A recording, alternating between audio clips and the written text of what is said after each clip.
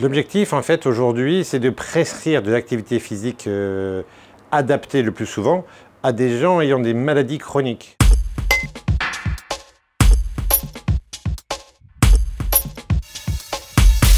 De nombreuses études démontrent que l'activité physique participe activement à la prévention des pathologies chroniques et améliore les traitements en cas de maladies de longue durée.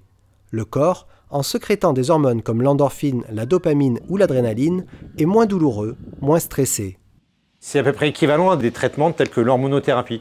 L'hormonothérapie du sein, l'hormonothérapie pour la prostate par exemple, si on parle des hommes.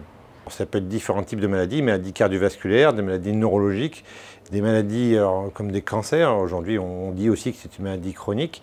Et là, dans cet exemple, on a vu souvent en post-cancer, les études montraient de plus en plus d'effets positifs quand on fait une pratique d'activité qui a au moins 6 mois, avec au moins 3 à 6 heures d'activité. À ce moment-là, on a des baisses de récidives qui peuvent être de 20, 30, 40% selon les cancers. La PHM propose des consultations sport et santé. Le but, prescrire aux patients des séances de sport ou d'activités physiques adaptées à leur état de santé. Alors en effet, c'est une prescription comme un médicament. On définit le ou les activités recommandées, la durée, l'intensité. Et l'idée, c'est qu'il y ait au moins 6 mois de pratique pour voir les bénéfices arriver. On parle surtout d'activité physique adaptée. L'idée, c'est de recevoir la personne avec donc des limitations qui l'empêchent de pratiquer dans des conditions, on va dire, normales, d'évaluer quels sont les besoins spécifiques et de pouvoir ensuite donc bilanter la personne avec des évaluations qui sont adaptées à la personne et à sa pathologie, sa difficulté, de pouvoir ensuite l'orienter vers une pratique sportive qui soit donc adaptée, proche de chez elle et utile au projet de soins. Ces consultations se déroulent en plusieurs temps. Tout d'abord, un interrogatoire pour connaître les antécédents du patient, puis un examen médical pour analyser son système cardiovasculaire et son appareil locomoteur. Des tests de forme sont également possibles.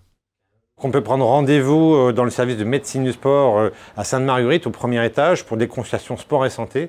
Donc des consultations qui durent grosso modo 3/4 d'heure, 1 heure, vont permettre de faire le point sur d'abord les problèmes de santé qu'a la personne, elle peut avoir 1, 2 ou 3 maladies, et ensuite quelles sont les indications d'activité physique qui permettent, 1, d'améliorer la santé de la personne, 2, d'être possible, le but c'est pas de générer des problèmes ou des blessures, et 3, qu'elle prenne du plaisir. C'est les 3 critères de la consultation.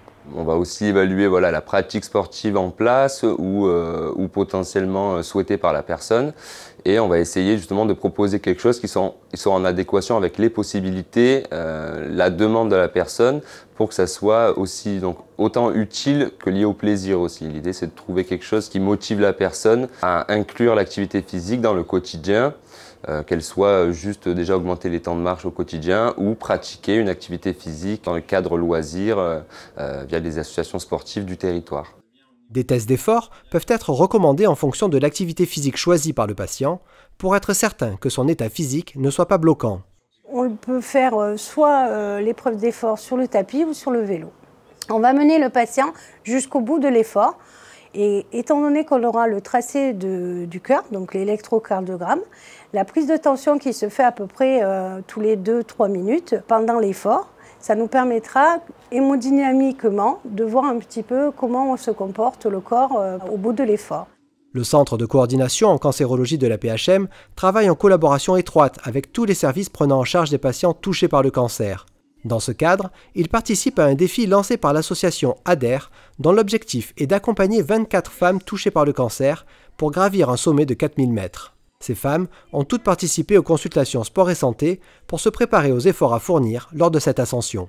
Depuis janvier 2024, ces 24 femmes suivent une préparation physique chaque semaine, qu'elle soit collective et individuelle. Elles ont aussi un accompagnement motivationnel avec un onco-coach et puis elles ont un suivi médical avec différents points d'évaluation et de réévaluation. On a aussi des sorties collectives, tout un projet mis en place autour de la cohésion du groupe.